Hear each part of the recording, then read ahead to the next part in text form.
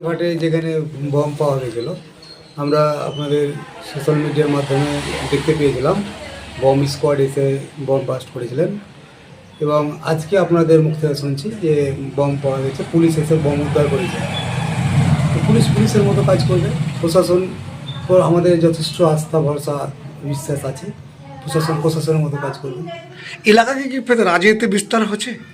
দেখুন, আমাদের এখনো পর্যন্ত যেটা জানা মতে রাজনীতি বিস্তার কিছু নেই।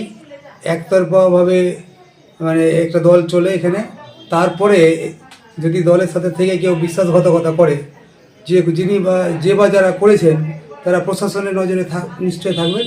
সেই প্রশাসন তাকে যথেষ্ট তদন্ত করে তাকে শাস্তি দেবে। আমার দেখুন, যে এলাকাগুলো তো বম আপনারা দেখছেন যে কিংবা প্রশাসন উদ্ধার করছে, আপনি তো সাংবাদিকতা করলেও আপনি এই এলাকারই বাসিন্দা, আপনি এই অঞ্চলেরই লোক, আপনি জানেন এই এলাকাতে মানে সমাজ বিরোধী কে বা কারা, আপনি নিশ্চয়ই জানতে পারবেন। একে একে সমাজ বিরোধী যারা আছেন তাদের এলাকাতেই বম পাবেন। দেখুন, লালখান্দিরে যে জায়গাতে আপনি বমের কথা বলছেন, সেই জায়গাটাতে সমাজ বিরোধী কী আছে আপনার নিশ্চয়ই জানা। আপনারা তাদের তদন্ত করে দেখুন, আশা করছি আগামী দিনে তারাই হয়তো বেরিয়ে আসবে যে এরাই হয়তো বম রেখেছে এই এলাকাকে কলুষিত করার জন্য।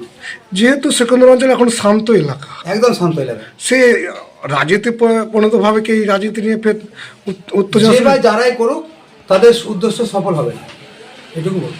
আপনার নাম? মোতাহার হোসেন, সেকেন্দ্র অঞ্চল প্রেসিডেন্ট।